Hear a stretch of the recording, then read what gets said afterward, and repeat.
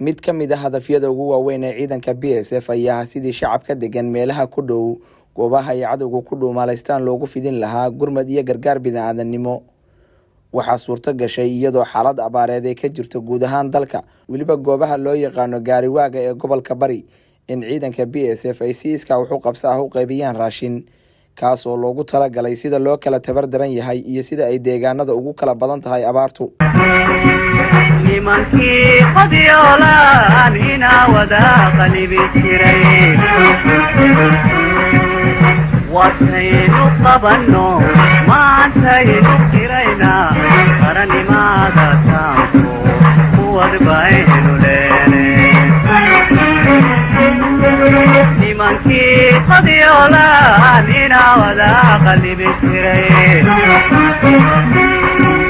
nimankii qadiyoolaan inaa wada qalibi jiray wataynu qabanno maantaynu qiraynaa qaranimaada taanku kuwad baynu leene qof waliba wuxuu qaban yaqaanaa loo soo qadimayaa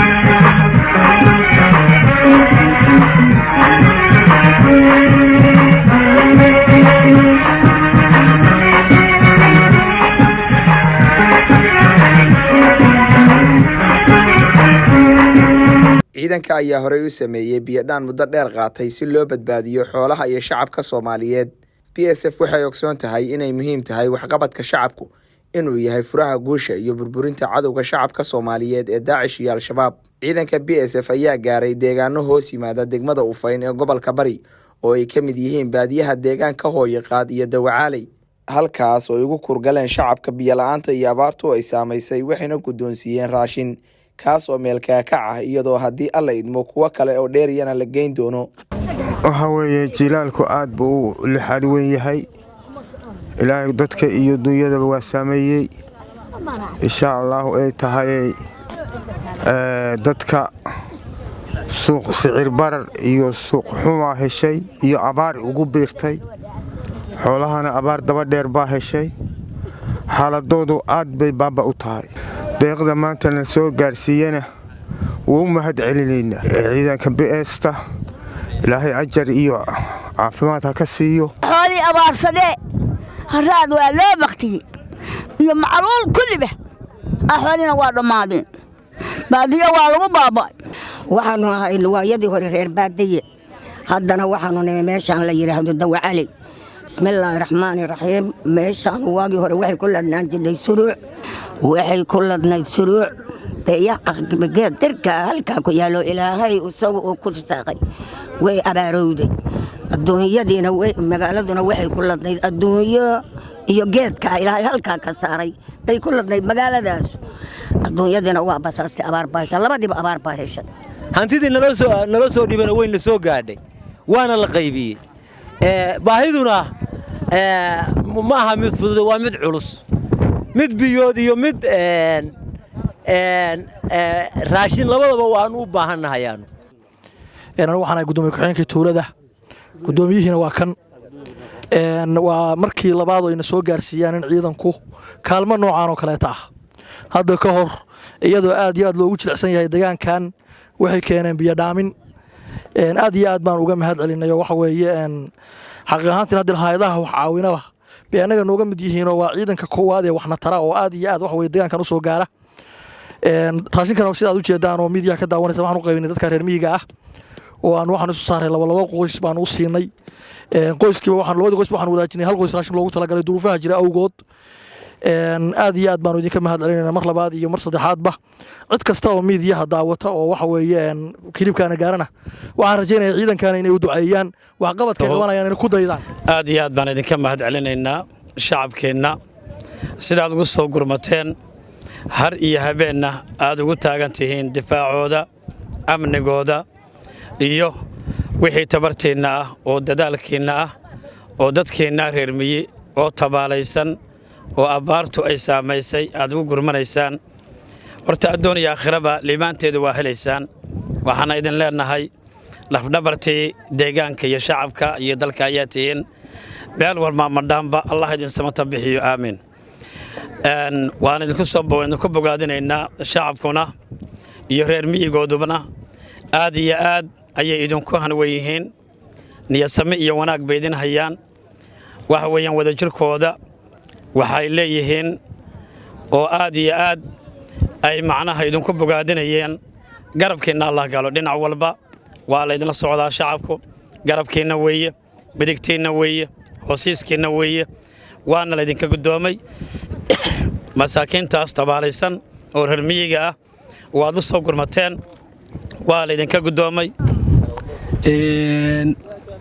waxa weeye waxaan wadnay macaawino yar oo 40 qoys waanu wadnay dadkan deegaankan jooga oo la yiraahdo reer mirood intaas baan u wadnay odayaasha iyo dhalinyarada kulliba waa salaamayna assalaamu calaykum waraxmatullaahi wabarakaatuh waxaanu sheegaynaa deegaanka aanu soo booqana maanta booqashada ku nimi tulada wacala iyo agaarkeeda igdays waxaanu boqolkiiba boqol aanu u soconnay laba waxyaalood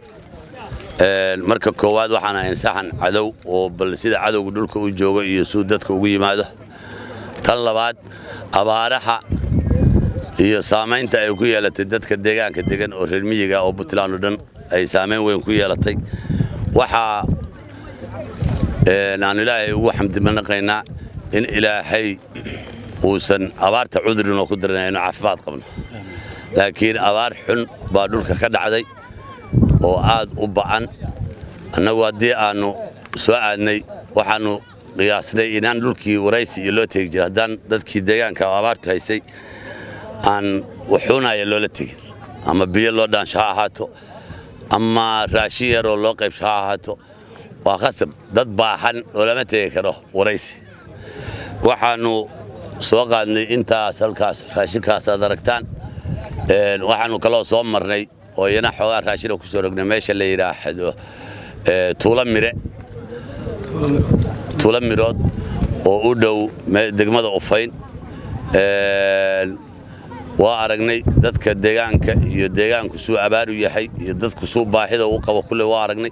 ilaahay waxaan ka baryaynaa inuu roob iyo raxmad degdegayna siiyo oo barwaaqayna siiyo waxaan boqolkiiba boqol aan rajaynaynaa wixii annaga tabartaya ah in aanan ka hakran shacabka Puntland meel kasta ay joogaan aan waliba ugu geeyno waxaana aad iyo aad idinku mahadinayaa sida aad noo soo dhaweyseen sida aad soo abaabusheen sida dadkii maatada ahaa oo tabarta danaa u soo qorsheyseen assalaamu calaykum waraxmatullaahi wabarakaatuh وسؤال تأويني ذلك يا إسكالي وسؤال تأويني ذلك يا إسكالي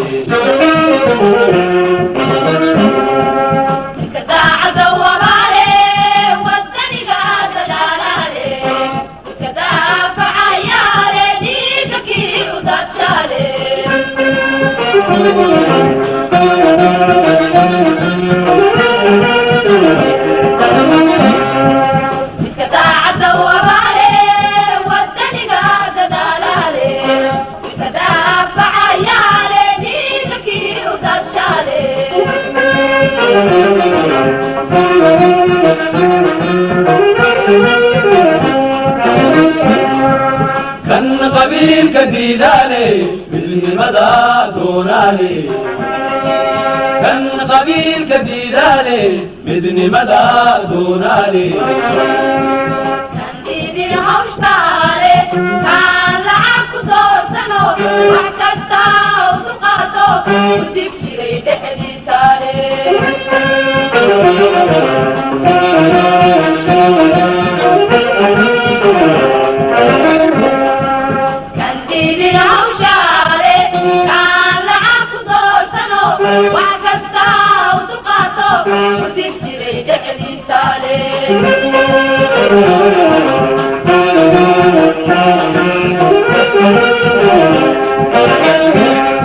ciidanka BSF ayaa nafa badan ku waayay u gargaaridda iyo difaaca dalka, dadka iyo diinta.